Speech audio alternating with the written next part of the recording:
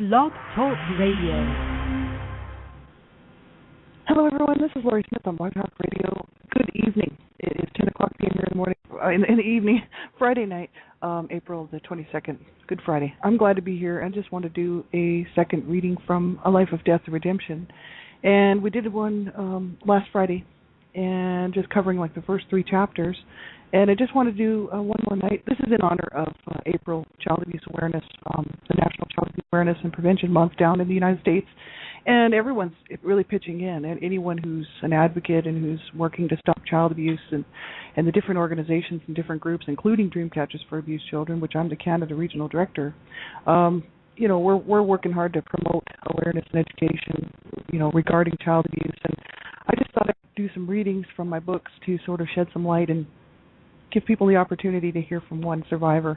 My story is not special, like I said last week, and my story is not special. It's just one more story of a child and children being abused, and I just wanted to be one more voice, and because I can do that, and I don't mind going public with my story, I figure, hopefully it will help people, survivors first of all, survivors of abuse to know that there is hope and help out there.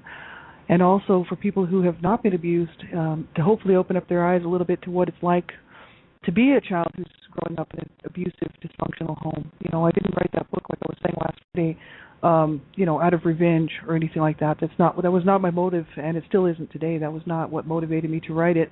Really, it was just to get the truth out. I needed to be able to, in order to help myself, I needed to be able to go public with my story. And that was so that I would not allow that abuse to just go, untold, and just to live and die in silence, right? And that was a fear of mine, that, I would live and die in silence and no one would know what happened to my family. No one would know what happened to my brothers, and then also to break the silence for these other children out here who have been abused, and there was never anyone who knew about it. So many survivors will not ever come forward to tell their story for many reasons. So many children die from abuse, and it's just reported in an accident. So many children are being abused all the time, and it's not known. It's not. No one knows, right? So sad, and that's why I wanted to do these shows, and just to read from my book and let people sort of see what my books are about. And I just thank Donna Shear and Sandra Potter for allowing me, allowing my voice to be heard. And so the proceeds from my books, A Life of Death and Redemption and La Vida Juvies, are going to Dream Catchers for Abused Children, because I did not want the money for those books. So what I want the money to go towards helping to stop child abuse. And so anyone who picks up a copy of my books, just know that money is going to Dream Catchers for Abused Children, which is a 501c3 not-for-profit organization based out of Michigan, and that's the organization I volunteer with as the Canadian Regional Director for Dream Catchers for Abused Children. So I thank everybody for tuning into my show last Friday as well as this week, and I appreciate everybody who's listening to my shows on a regular basis. I do a lot of shows, and I know, it's hard to keep up with all of the shows. So I do appreciate everybody who's taking the time, with me on this journey, right? And appreciate anybody who's doing anything to help stop child abuse. It's just, it's so important that we all get involved. I just finished the show at Dreamcatchers Talk Radio here on Blog Talk Radio. That's blogtalkradio.com/Dreamcatchers, and that's our Dreamcatcher Talk Radio from Dreamcatchers for Abused Children. And we were just talking about the child abuse headlines tonight. That's what I was reading, and it's just important that we all get involved where we can. Time is limited, resources are limited, money's limited, but these children are being abused out here, and we all need to do our part to help them and to make a difference in this world for them. And in order to do it, it is going to take all of us. So get involved where you can. And this show, all of my shows, really, I say this on every show. My shows, you have to listen at your own discretion. I'm talking about abuse. Abuse is a sensitive subject for many, many people. And I know, for myself, I grew up in it. I had to live with this my whole life. And so it doesn't bother me to talk about it or to hear about it or to see it in, articles and headlines and whatnot, because I know what it's like. But the sad thing is so many people, you have to be very careful what you're listening to. If you feel the show might bother you or the topic might bother you, you have to turn the show off. You have to ultimately know what's good for you to listen to. And young people under the age of 18, I ask that you have permission to listen to any of my shows and this show as well.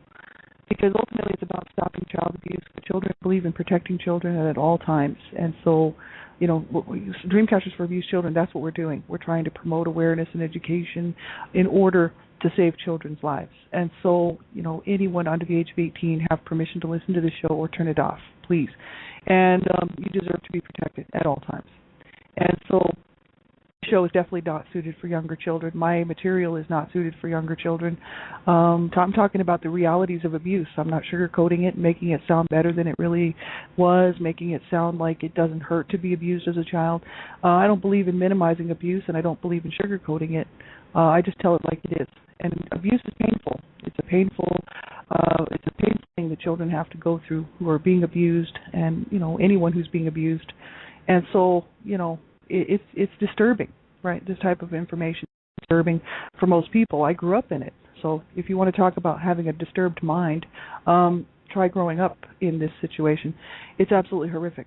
And it's taken me my whole lifetime, right, to get where I am today. And I do my One Child Survivor 2 and other shows in the morning, and that is a healing journey, really. And people who tune into that can just see just how disturbed, really, abuse can cause a child to become. So it is so important to do what you can, to within your own capabilities to stop child abuse. Of a child who's being abused, you get them some help in whatever way that is. You make a phone call, you get that child some help. And because no child should ever be abused in any way, right? So this particular, we left off on just starting chapter 4. And I'm not going to go back and repeat that because we only have an hour, and I just wanted to continue on reading a few more chapters and see how far we can get. But the first 3 chapters really are the point where I decided to start this book was really because this was my blog, and this blog was a blog I would post on every night when I came home from work, or every other night I'd post a new entry. And I started writing this blog October 2009, just shortly before I started doing Blog Talk Radio, so right about the same time. So the blog is my book, right? We didn't really change it. It's the blog posts were pretty much word for word what's in the book. So I would just come home and I would write these little chapters, and this was just the way it came out. I didn't have to, edit it or think about what I was going to write. I would just come home from work and I would just let it come out on paper or on my computer, and it would just come out this way, and I would just leave it, because I thought this was not to be vindictive and to try to hurt my parents. This was not to try to hurt my siblings. It was this was to be truthful and honest. And so I thought before I actually did this and went public with my story, I actually sat down and I said, okay, if it's not 100% truth and factual, then it's not going to be posted as a blog entry, right? Because I wanted to be sure that it was truth and not just something I was thinking or to something that I wasn't quite sure of. So I actually left quite a few things out just because I couldn't get a hold of the memories clear enough. It was due from when I was really little. But the rest of this is all very much factual. Sadly enough, that's very sad. I wish it wasn't, but it is, and that's the truth of it. So many children probably wish that their abuse stories were actually fiction, right? But it's truth, and I decided that I didn't want to go to my grave and have to face my Maker, my God, which I am a Christian, and I thought, man, I'm going to have to face God with this book, and He's going to either weigh it good or bad, and I don't want Him to. In other words, I had to be true to what really happened and not make things up. So this is the truth, and so sadly enough, this is what I went through in my family. So the first 3 chapters really are just where I decided to start it out at the point of about 13 years old, and my mother had beaten me up pretty bad with a rolling pin and cracked my head and beat me severely with this rolling pin and then threw me out of the house. And I went down to a friend's house because it was the only place I could think of going. And my other friend was actually at work, so I couldn't go to her house. So I went to my other friend's house thinking she'd be home, but she wasn't at home. She was at summer school. And her mom took one look at me and was like, oh, my God, what happened? And from there on, they intervened and really became, my family, the only source of positive, positive reinforcement in life, really, for a couple of years. Like they let me hang around their place for, because my mom agreed that I could actually go and stay with them, to get out of her way, right, and to get out of the house and get out from underneath of her feet. And it was an awesome experience. I will never forget those people for doing that for me. They were prepared to go to the authorities if there was any more signs of abuse. They were in my life for a couple more years, and then they were gone, and I was on my own again, and the abuse just continued on. And so that's what happens. But my parents were brought up on charges, and when I was 2 years old, right around 2 years old, my parents were both arrested for child abuse and brought up on charges. And the authorities left us in the home, my siblings and myself, and I talk about this in the book here, and they on the condition that my parents would go to counseling, and that we would all go to counseling. Everyone was going to have to go to counseling and work through this stuff, and my parents didn't do it. They went twice, and that was it. But this was back in the 60s, and they weren't really paying much attention back then. Nowadays, I believe that we would have been removed from the home, and I think that they would have gotten us some help, right? But that was a long time ago, and sadly enough, they weren't really paying that closely attention to this. They didn't know, too much about it, so that's the issue. I want to pick up where we left off, and I had gone to my friend's house, and I spent 5 days there, and hanging around with my friend and my other friend on the street, and just recovering from this beating that I had taken from my mother.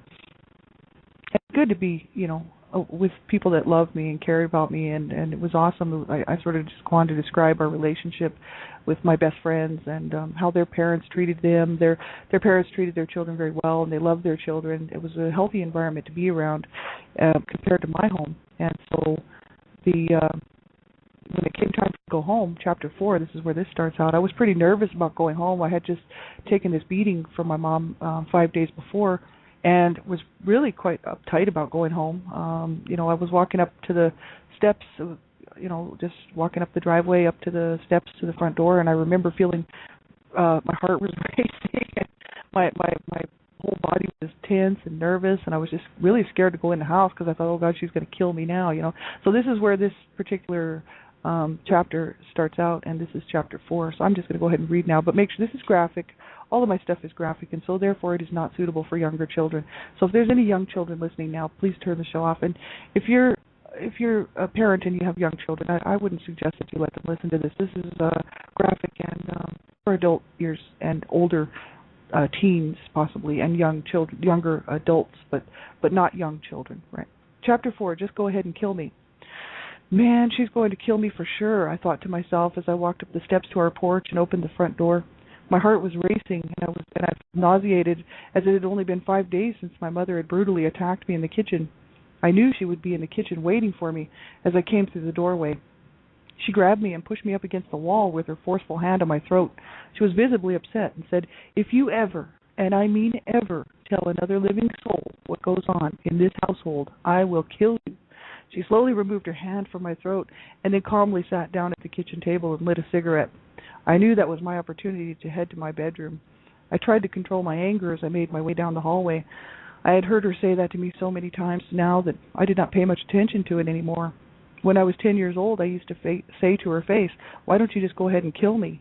And I used to think it to myself sometimes after listening to her berating me, or after a beating while sitting alone in the dark, wishing she would just go ahead and kill me. Death, darkness, and murderous overtones hung about the walls in our house, no matter which house we lived in.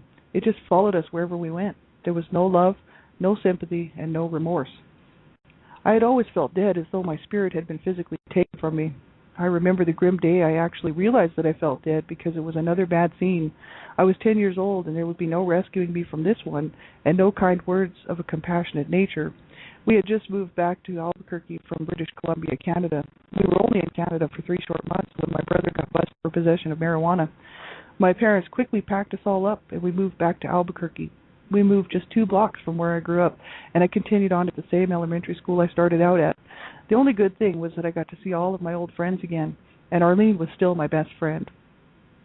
Things soon went from bad to worse. A tragedy struck our family that today is still a haunting nightmare for me, as the truth was not told, lies ensued, and the case was not solved. My brother Chesley was killed. Whether it was a murder or an accident is still not known today. The FBI eventually ruled it an accident, and the case was closed. There were a few witnesses who claimed to know the truth, but for some unknown reason, they were not talking. Our family had struggled from the beginning, and the original case against my parents for child abuse against my brother Rob was already 5 years old. During this time, my parents went to counseling twice, and then somehow, between social worker visits, managed to control themselves for a little while. We moved to Canada and then back to New Mexico, and for the time being, we're now out of the direct eyes of our caseworkers. Stress levels were at an all-time high, though as my parents struggled to cope with the death of their son, my mother's health deteriorated, her mental and emotional and physical health seemed so fragile. My dad had lost his mind and was now attempting to off himself on a regular basis by running down the freeway in the middle of the night. My brothers Howard and Rob would have to go get him and bring him home. They even had to bar him in his bedroom just to keep him alive out of fear of him seriously hurting himself or claiming his own life. I had become a human punching bag. We lived in a house on Indian School Road from 1973 until 1977, and those were the darkest and loneliest years of my life. Our family was once again uprooted as we moved back onto the same street I grew up on, La Vida, in 1978. We moved into a rental house right next door to the one my parents sold to move to Canada back in 1972. My mom's anger and abusive behavior toward me was at an all-time high. I remember many bad scenes there before Desiree and her family moved on to the block. I thought back to the time when I had eaten something that made me sick, and during the night I started choking. Well, I thought I was just choking, but I had actually threw up all over my bed. My mom did not come to my aid. In fact, she was upset with me for making too much noise and making a mess. I have many unpleasant memories in my childhood. As long as I live, I will never forget the day my parents refused to seek medical attention for me, even though I could not walk for 3 days. My nephew had pulled a chair out from under me, and I had fallen on a huge root that was sticking up out of the ground at a neighborhood barbecue. My dad took me home, put me on the couch, and went back to the barbecue. I thought of the time when my friends Mike, Mark, and Michelle were all hanging out in our yard one day. My dad came home and picked up a cane, a natural growing branch that is smooth and hard like a cane, off of a Spanish broom plant, and began whipping my legs with it, sending me into convulsions. My friends lived across the street, and they were used to seeing my parents beat me, but that day they all took off upon seeing my dad whip me with that cane. I can remember the time my dad dragged me by one leg across the living room as he was taking me to the bedroom to whip me with a belt, dragged me around the corner through the hallway. I was grabbing onto furniture, doorways, or whatever I could to try to get away. My actions made him more mad, or more angry, and he jerked my hip around the corner of the doorway. I screamed out in pain, knowing he had just severely injured me, but he threw me on the bed and began to beat me with his belt anyway. As I continued to scream out in pain, my brothers came to my aid and convinced him to stop. I still have hip problems to this day. I remember my brother giving me puffs off of a cigar, and I got sick. My mom was cursing everyone. I was only 4 years old, but I remember because she grabbed me and put soap in my mouth. She treated me like it was my fault. I guess at 4 years old she thought I had chosen to light and smoke a cigar by myself, when in truth I did not even know my actions were wrong. As part of my punishment, she threw me in the bathtub, wet a towel, and beat me with it. I sobbed as I wondered what I had done to deserve this kind of treatment. I always used to tell my mom I loved her when I was little, but she would never tell me she loved me back, not even once. I eventually stopped saying I loved her at all. She was turning me into herself, little by little, piece by piece, minute by minute. She was amused quite easily by humiliating us too. My sister Kathy and I were made to sit at her feet and beg for her forgiveness, tell her how sorry we were for being bad. I know I was not more than 6 years old. We should have been receiving love, attention, and nurturing, but instead we were treated as nothing but a burden. I later found out that my mom suffered from manic depression and my dad was diagnosed with borderline schizophrenic disorder, but I think they misdiagnosed him because he was definitely schizoparanoid. I also knew that there had to be an underlying issue for their dysfunctional behavior, but it was far from a valid excuse. There is no excuse for child abuse. Chapter 5. In this corner, heavyweight champion. Oh, the days of hell I can remember back on Indian School, as I commonly refer to them. I thought back to the time I told my mother to go ahead and kill me, as I was dead already on the inside. Anger came rushing in like a hot southern wind blowing through the desert. It seemed I was always angry during that point in my life. I went to my bedroom, flopped down on the bed.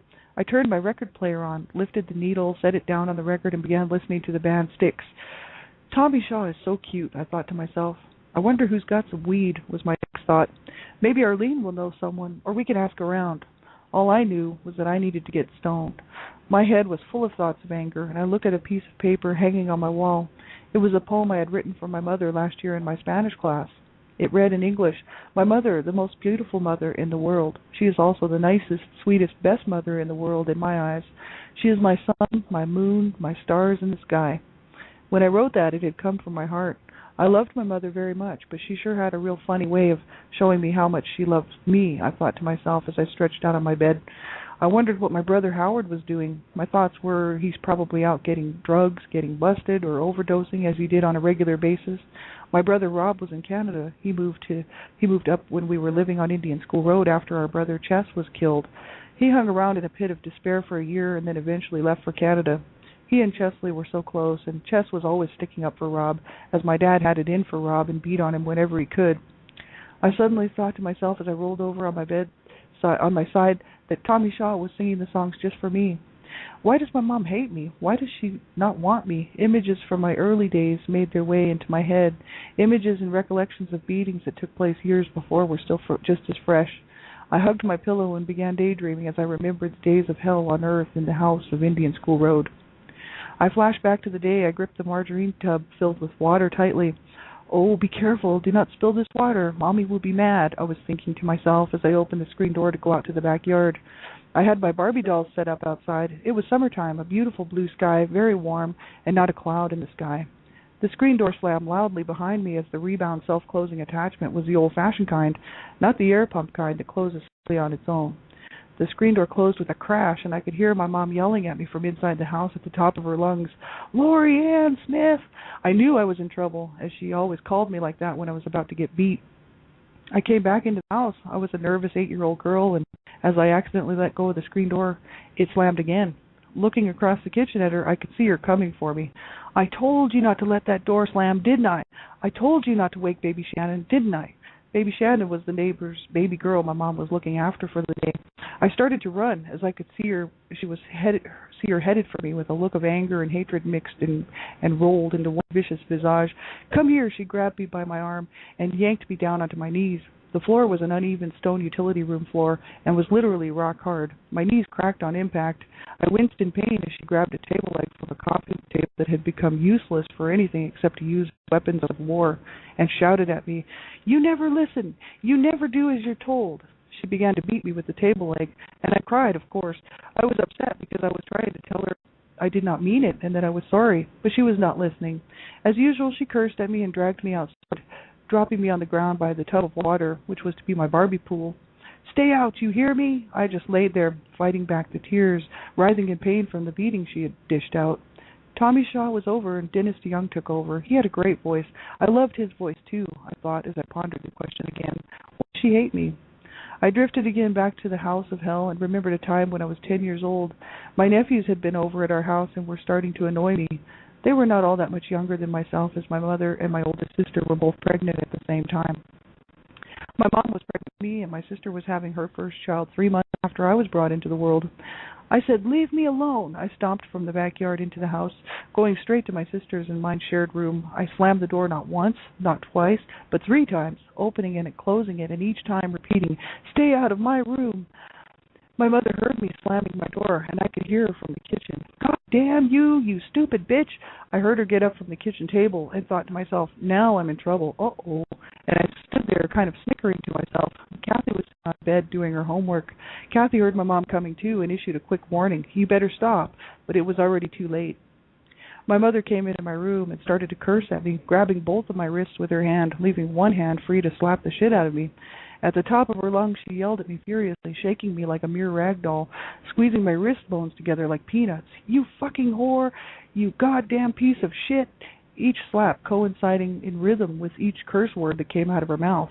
"How dare you! God, slap, damn, slap, stupid, slap, whore, slap," until the blood from my nose splattered on the wall. Her rings were cutting my cheek, and the top right side of my lip was busted open, and blood was streaming down my chin.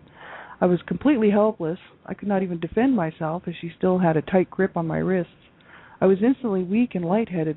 I felt like I was ready to pass out, when with the last slap she let go of me and I went sailing to the floor. I stayed down. I didn't move. I don't even think I took a breath, in fear of her reacting again. I dared not even look at her. Blood was pouring from my lip and nose. I had my hand cupped under it, trying to catch as much blood as I could. It was on the wall, the carpet, my clothes, her clothes, my shoes, and that was just round 1. "Clean this mess up," she grumbled as she left the room. I went to the bathroom and turned the trash can over to stand on so I could see in the mirror. I stepped up on the trash can, and as my face came into view, I nearly vomited. My face was completely ravaged. She had literally rearranged my face. I became very angry. I grabbed toilet paper and began to try to get my nose to stop bleeding. By this time, blood was all over the sink, the toilet, the floor, and the trash can. I leaned over thinking that might help. I leaned back and it flowed down the back of my throat. I could not get it to stop. Kathy came into the bathroom and told me to lean forward and pinch my nose. She appeared to be in shock from witnessing the event, and she hated the sight of blood. She looked weakened at the knees and quickly left the room. I started to cry, still holding the tissue under my nose. I went into the hallway and yelled at my mother, "Why don't you just go ahead and kill me? I'm dead anyway." With that said, I went and sat down on the bathroom floor, nose still bleeding. My mother heard me and was back for round two, this time armed with a belt. The belt whipped through the air, catching my legs. "I'll kill you, you rotten, selfish little bitch. I'll kill you, mark my words. God damn you to hell, you fucking whore." With all that commotion, my brother Howard came to my rescue and took the belt from her. To this day, I still don't know how he convinced her enough was enough and to let go of the belt. I'm convinced if he had not convinced her to stop, she may have truly killed me. Chapter 6, Led Zeppelin, Locker Room, 60s in the Camaro. "Hey, Mom," I said into the phone. "I'm just checking in. I'm going to stay at Desiree's another few days. Okay?" I was at Desiree's house again for a couple of weeks. I could hear the tension in my mother's voice as I spoke with her. "Your father's up to his same old shit again," she said. "I do not know how much more I can stand." I knew what she was talking about. My dad had been forcing himself on her and raping her, or attempting to rape her.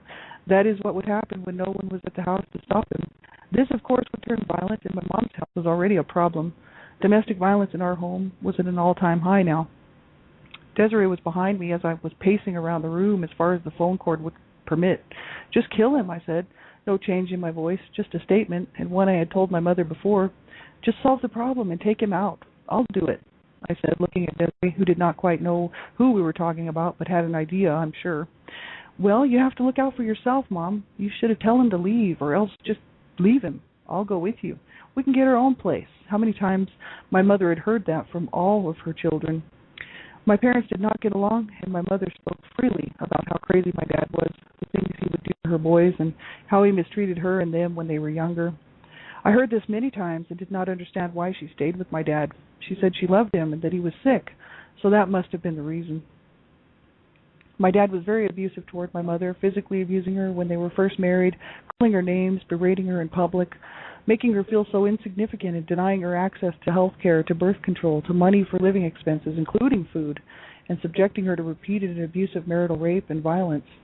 I had witnessed all of it myself, as my dad had raped my mother in front of me for the first time when I was only 6 years old. I always took my mother's side against my dad, even though she treated me so badly. This time, she was going to have to deal with him on her own.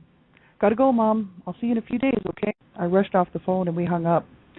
I looked at Desiree, who was smiling, and the party had just started. It was the weekend, and summer was almost over.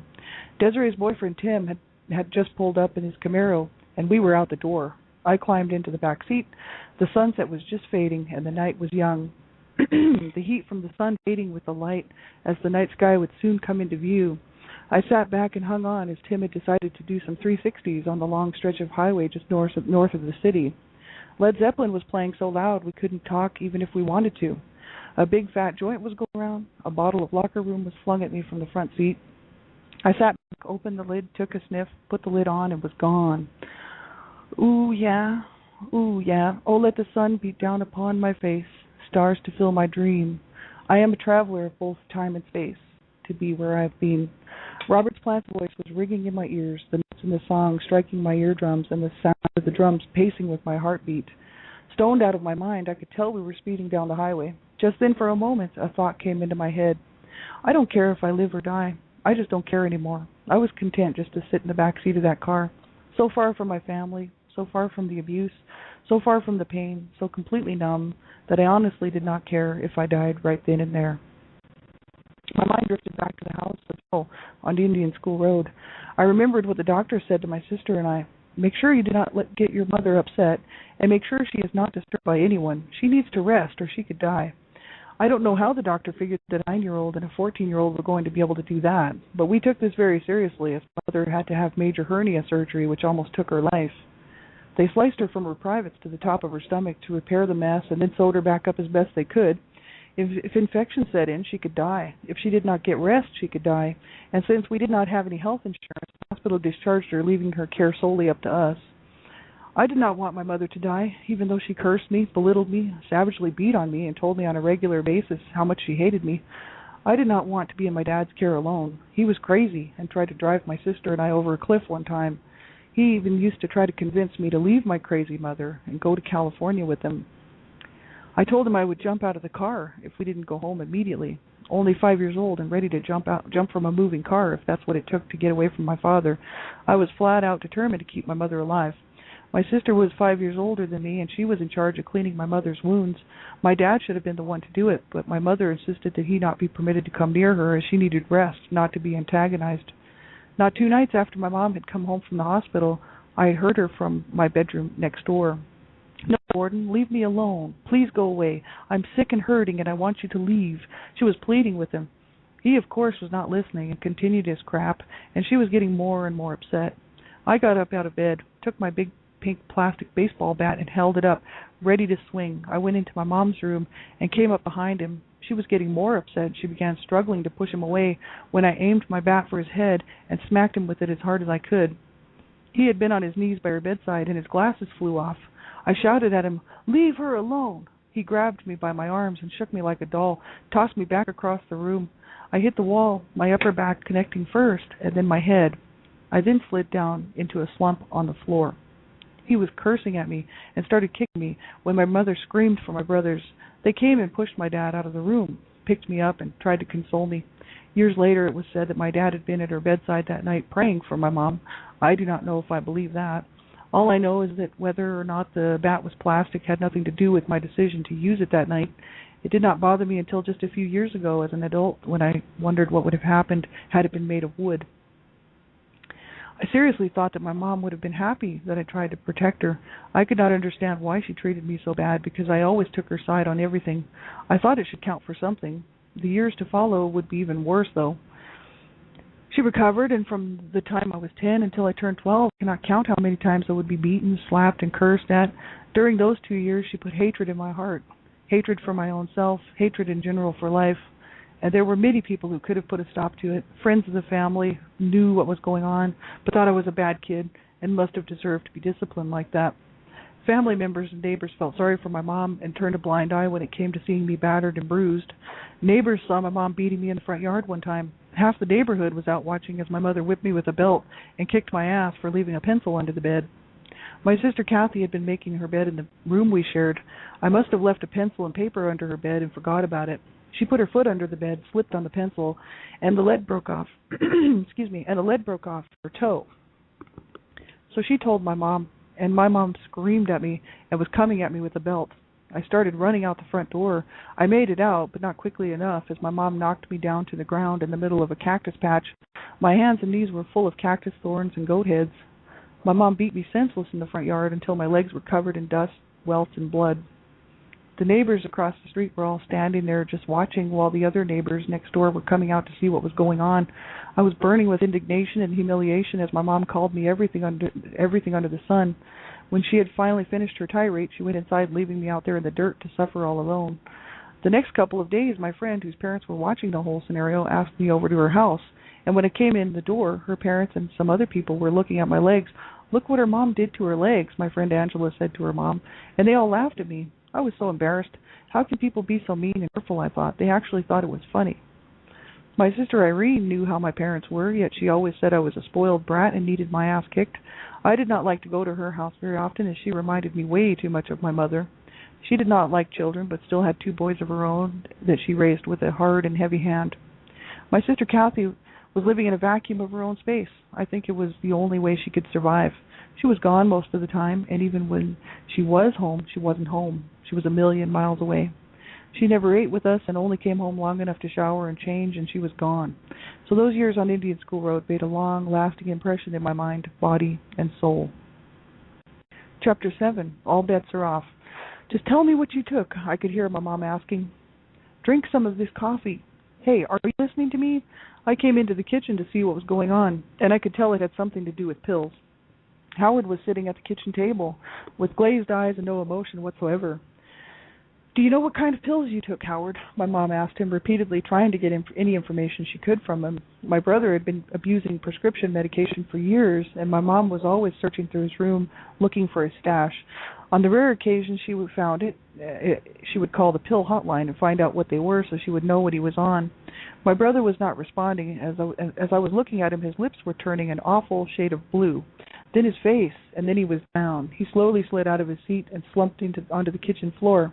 He was literally dying in front of our eyes. My mom screamed for my sister Kathy, "Call 911. Howard is having a drug overdose." Kathy jumped on the phone and the ambulance was on its way. They were there within minutes. As they rushed into the kitchen, kicked us all out, and began working on him. When I close my eyes, I can still see my brother on that floor and hear the electric shock chargers. I can hear the medic saying, "Clear," and pow, the electricity pumping through my brother's body, trying to get his heart to start beating again. They decided to try and save his life on the way to the emergency room instead of wasting time at the house. They were still working on him as they wheeled him out to and loaded him into the ambulance. I've never been so scared in my life. Fortunately, they did save his life, but he was clinically dead for over 5 minutes and was in a coma for 3 weeks. When he eventually came out of the coma, he thought he was in Canada and began asking my parents why they had come to Canada to see him. He was extremely confused, slightly brain damaged after the incident. That was just the kind of thing that would happen at our house. My brothers would have killed me if they knew I was now getting high or doing drugs. I never asked them for any, and they never offered me any, and we kept it like that. My mom would have killed me too, for that matter. I was a good kid, never got into any trouble in high school. I spent my 9th grade year getting stoned almost every day with Arlene, and then Arlene, Desiree, and me when Desiree moved on to our block. I was 12 years old when I started high school, a year younger than most students in the 9th grade due to the fact that my mom put me in school at the age of 4. It was much safer for me at school, though, and I have no doubt it was a suggestion from the social workers. I was also only 12 when I started getting high. Arlene and I shared a locker, but we did not have any classes together, and she was 1 year older than me and in the 10th grade. I was always so stoned I could never remember the locker number, so I rarely had my books. My grades suffered because I was always high in class. I would even walk across the football field drinking schnapps or grain alcohol on the way to my English class. I always had a good time in that class, and the teacher was always just shy of turning me in. My favorite class was Spanish, and I was already speaking, writing, and reading at an intermediate level. I had already been enrolled in it for 3 years, and I really enjoyed the class and my teacher. Halfway through the day, Arlene and Desiree would always find me. "We are out of here," they would say. They knew I would not ditch class, but they always asked me anyway. I always said no. I did not need any more reasons for my mom and dad to be coming down on me, as they already didn't need a reason. I stayed out of trouble and virtually invisible all the way through high school. When Arlene and Desiree changed schools, I started hanging around with some straight girls who didn't drink or do drugs. They were all nice girls from nice homes, and they thought I was funny because I was always stoned and half-tanked, and they thought for sure I would not live to be 30 years old, but in the end, I proved them wrong. Chapter 8, Dreams. "Shh, be quiet," Arlene urgently whispered as she climbed in her bedroom window. I quickly climbed in after her, tiptoeing through the pitch-black room. We had snuck out and gone to a biker party that night. I told my mom I was spending the night at Arlene's. Desiree told her mom she was spending the night at Arlene's, and we actually thought we had made it. "Go close the door," she whispered to me as she motioned to her bedroom door, which was slightly ajar. I reached for the door handle, grabbed it, and just as I had my hand on it to pull the door closed, it flung open on me. "Busted!" Her mom charged in the room. "You girls are in big trouble," her mom said, looking very disappointed at her daughter, then at me. She had checked on us and discovered we were not in Arlene's room and was waiting up all night for us to come back in. It was now 3 a.m. and she was not impressed. "And you, young lady," she screamed at me. My heart began pounding. I was sure she was going to tell my mom. I could feel my heart pounding harder and harder as the seconds passed. I took a deep breath and I swore my heart was going to jump out of my chest. "I'm not going to tell your mother, only because I know what she will do to you." Arlene's mother had seen the aftermath of some of those beatings I had received, and I think she knew that it would not do anyone any good to get beat like that again. She did, however, tell her daughter that she was grounded and was going to be punished for this bad move on our part. She got the belt that night. I wasn't allowed to go over to her house for a month, but I was forever grateful that her mom never told my mom. When I was 14, I looked 16. Arlene and Desiree were older than me and used to look out for me when we were partying. They were my protectors and were always watching out for guys trying to hit on me, especially if I had been drinking or was too wasted. More than once I partied with them until I passed out, waking up the next morning grateful that my clothes were still on. It could be scary for a girl my age. They were truly the best friends a person could ever have, and I was fortunate to have them as my guardian angels. Desiree's family had moved across the city, making it hard to hang out unless her dad would come and pick me up. They lived on the last city road on the north side, and there were no buses out there. I saw less and less of Desiree as that year rolled on. Then she moved away to Oklahoma to stay with her grandma, who needed a hand around the house. I was starting my junior year in high school, and Arlene was now busy with her new boyfriend, working part-time, and with that competition, I saw less and less of her. The winter of '81, Arlene told me something that I would never forget, and she told me strictly because she knew I would believe her. We had been best friends since we were practically babies, and she knew me, I knew her. We were sisters and best friends all rolled into one. She said to me one day, "Robert had the same dream as me the other night." She looked upset. "I'm telling you this because you're the only one who will believe me." I nodded my head and replied, "You bet." I was wondering what she would make her so upset. I dreamed that it was prom night and Robert was in an accident and his parents were standing by his coffin. I had asked him what happened and they said he had been hit by a car. I now fear for the worst because Robert had the same dream, she said, looking at me seriously now. Robert was Arlene's fiancé and they were so in love. "Then you will not believe what happened," she said. "He had the same dream I did, but it was with me in the coffin. He was trying to call me. At the same time, I was trying to call him, and when he finally got through, he told me about the dream." She looked scared and worried. "This is what you have to do," I said to her, sitting on her bed. I remember Billy Joel playing in the background. "Don't worry, just don't drive on prom night, and don't do anything crazy or stupid," I said, hoping that would reassure her.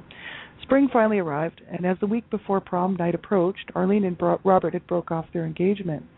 Excuse me. The night of the prom, she had decided to drive to Robert's house to see him. As she was driving, she veered off the road, and her car went down into an embankment. She had hit her head hard and was very disoriented. She managed to climb out of her car and made her way back up the embankment and onto the road, and was hit and killed by a passing car. My mom came into the room after she received the phone call in the middle of the night. "Lori, there's been a terrible accident," my mom said. "I know, Arlene's dead. She was hit by a car." I already knew. My heart sank. Chapter 9, You're Not Supposed to Be Here. The grass was wet under my feet. The park was empty and void of all light, other than the bright stadium light that lit the north side up like daylight. I was sitting on the concrete picnic table, cold and shivering. Suddenly Arlene walked up to where I was sitting. "What are you doing here?" "You're not supposed to be here," I whispered. "Hey, will you do me a favor?" she asked. "What is it?" I hesitated. She was the one person I did not want to let down. She had always been there for me. "Will you give my mom a message?" she asked. I looked at her and said, "I don't know, because your mom thinks I'm crazy already." She didn't wait for any more excuses from me. She pushed the issue again, saying, "Will you do it?" I did not want to let her down. That would have been the last thing I would have wanted, but the more I thought about it, the more I knew I could not do it. "If you don't want to, that's okay. I won't be mad," she said. "Sorry, I just can't do it." With that, she turned and started to walk off through the park. Brrr! The alarm clock suddenly rang. I shut it off, turned over, and realized that I had just had an out-of-body experience. I missed my friend terribly and was struggling to get by day to day now. I quickly got ready and went to catch the school bus. Sitting in the same park I had talked to Arlene at in my dream, Alvarado Park, I looked around and thought, how weird. I wonder why I would not do a favor for my friend. It had a lot to do with how I thought her mom felt about me, and how my mom felt about me, and how I felt about me. It had only been a couple of weeks since Arlene's funeral, and I was devastated. I started to think that it should have been me, not her, to go to the grave at such an early age. After all, her mom and dad loved her. Her two sisters and her two brothers loved her as well. She was the baby in her family, the youngest like me. They were a close-knit family, and were very much an average, normal family. Not rich, not poor, but lots of love in the home. I thought, how could God do this?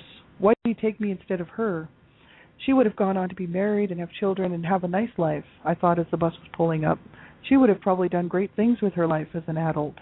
Her mom didn't hate her and tell her that she was not wanted like mine. My mom had made it clear from the beginning that I was born out of marital rape, not wanted, and that she wished I'd died along with the other two just before me. She often told me that she should have just let me rot in my diapers and starve to death. As it was, I came in by C-section as my mom was so sick with Rh disease. Both of our blood types were trying to poison and kill each other off. The doctors had to take me early, 3 months early. I was born weighing just under 3 pounds and was in an incubator until I weighed a healthier weight. My mom did not even know I was alive 2 weeks after I was born because she was in and out of a coma. I had my own nurse and doctor assigned to me. My nurse is the woman who actually gave me my name, Lori Ann, not my parents. It was not necessarily the happiest of occasions when it came into the world. No one was passing around celebration cigars. My dad had not been there for my mother for the last 8 children born. The last 2 were born stillborn. He even went so far as to claim that none of us were his offspring. He certainly wasn't going to be there for her to help raise me, along with the other 5 children living in that tiny house. The rest of the school year finished up, and I was off for the summer. I sat in the backyard just 2 months after Arlene had been killed. I was busy cursing God that day. Out loud, I cursed him repeatedly. I cried and cursed him over and over again. I kept asking God, why her and not me? Why did he take her? The neighbors thought I had lost my mind, finally cracked. My mom could not console me. She wasn't good at trying to make a person feel better, and started to become angry and abusive towards me because I was slipping into a depression. My mom was always depressed and suffered from all types and levels of depression. Suicidal thoughts and threats were commonplace with her. I'll just kill myself, she would say. I should have killed myself years ago. This was just accepted as normal behavior and conversation at our house, unless she changed it to, I should have killed you years ago, when talking to me. Desiree had come home for the funeral, and it was nice to see her. I missed my best friends. Summer was dismal. I stayed inside most of the time, sitting in the living room watching Howard pass out on the couch. Popped one too many pills, he would mumble. My dad was always busy doing his own thing. I sat in the chair watching television and eating potato chips day in and day out, until one day my brother and his friend walked in, picked up the television, carried it out of the house, and sold it for drug money right in the middle of my show. It was looking like another boring summer when suddenly I heard a knock on the front door. I answered it, looking at Diana. I knew who this girl was immediately. She lived just 2 blocks away by the park and was one of the girls I would see at the bus stop. We went to the same high school, but we never really talked. I was always too busy with Arlene and Desiree, and she was a couple of years younger than me. Hi, I said. What are you doing? She asked. Just hanging out, I said. I heard about your friend, she said, looking at me sadly. Want to hang out? She asked. Sure, I said, opening the screen door. I stepped out on the porch. What do you want to do? She asked, and that was the beginning of a beautiful friendship. Chapter 10. There are laws against child abuse. You're going. I don't want to hear another word come out of your goddamn mouth, my mom yelled. I don't want to go over there. I'm just going to stay and hang out on the block, I said with a bit of attitude in my voice. My oldest sister had invited us to her place for dinner, and I did not feel like doing the let's pretend we're a family thing. I don't give a shit what you want. You're going, my mom shouted out the screen door. Diana and I were on the front porch. It was a cool October evening, and we were going to go and roll a joint and just hang around. Just tell her you're not going, Di said, not realizing the scope of danger I had been in all my life. I don't know why she cares all of a sudden what I'm doing, I said sarcastically. She had never given a shit before. Why can't you and Dad go? I yelled loud enough so my mom could hear me. I was pissed off. I had been smoking dope, drinking, and doing drugs for 4 years at this point, and she had continually thrown me out of the house for 4 years. Now she wants to start telling me what I can and can't do. She never cared if I came home before, and now she's trying to control me. I was getting more upset just thinking about it. I went in the house and Di following behind me. I was going to go into my bedroom and get my jacket and shoes when my mom came up behind me and slammed me in the back with her fist as hard as she could, right square in the middle. The blow sent me to the ground, down 2 stairs and into my bedroom. I was shocked. I really hadn't expected that. She grabbed me by my hair, cursed me, backhanded me, and was going to kick my ass again when Di quickly spoke up. There are laws against child abuse, you know. My mom looked at her and hollered, "Get out of my house," she said. Di left immediately, and I grabbed my jacket, pushed past my mom, and ran out the door, slamming the screen door. "Fuck you, you goddamn bitch," I screamed at the top of my lungs, flipping my mom off. That was the first time I had cursed my mom or showed any feelings of anger toward her for the way she had been treating me from the beginning. It felt good to get mad. It was the middle of October. It was getting cold, and I was barefoot. I caught up with Di, and we walked over to her place, smoking a joint on the way. "You have to stand up for yourself, Lori. You can't let your mom treat you that way," she said. She was 14 and in 10th grade. I was 16 and a senior in high school. We walked into her house, and her mom was home. She was a sheriff, and her stepdad was there. He was an ex-con. I told them what had happened as my face was swollen and my back was killing me.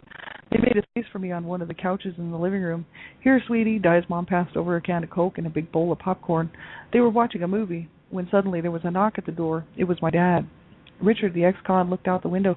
He opened the door. "What do you want?" he said with a tone of, "I'm not taking any shit from you, old man." My dad ignored his tone and said, "I'm looking for my daughter. Her mom wants her to come with us." Richard turned to look at me, and I shook my head no. "She's staying here with us. She said she does not want to go with you." My dad didn't have any choice but to leave without me. Richard closed the door. "Do your parents slap you around like that all the time?" he asked. "Not so much anymore, but yeah, they used to beat the shit out of me for nothing," I replied. Di's mom grew up in the neighborhood and used to hang around with my oldest sister. "You should have seen what your old man did to your sister, Irene." I knew that my sister had hung around with Di's mom, Sarah, way back when they were in high school, but I didn't know she knew about our fights at home. My dad had come home from work early one day and saw my sister Irene out in the front yard talking with her friends. My dad told her to go in the house, but she did not listen to him, and he went ballistic. He attacked her, tore her shirt and bra off, and threw her into the street. Irene married and left the house by the age of 17. She avoided her parents like the plague and was busy raising 2 boys of her own now. I did not even know she was my sister until one day when I was 5 years old. I asked my mom who that lady was that kept bringing over those kids. Irene was married and moved out before I was born.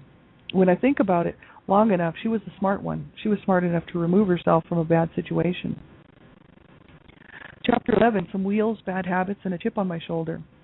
I got a job that year working with my mom. I had never had a real job before and had only worked doing some odd neighborhood jobs like watering lawns, raking leaves, or cutting grass for money. Both my mom and my sister Kathy thought I should start working to stay out of trouble.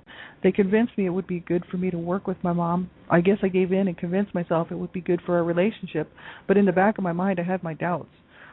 I knew firsthand how the least little event would set my mom off. My thoughts were if she smarted off or at work, everyone would know what goes on behind closed doors at home. That scared me.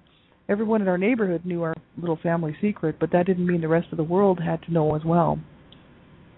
It was a part-time job that consisted of only 24 hours a week, but the pay was decent. Monday through Thursday, 2 to 8:30 p.m. with Friday and Saturday, Sunday off. It seemed like it was going to work out. The company agreed to hire me as long as my mom and I kept our relationship on a professional level. We agreed that we could do that, or so I hoped. I didn't even make it through my first week when my mom started pulling her shit again. She did not like my attitude and had raised her hand to backhand me in front of customers. One of our coworkers had to step in between my mom and I.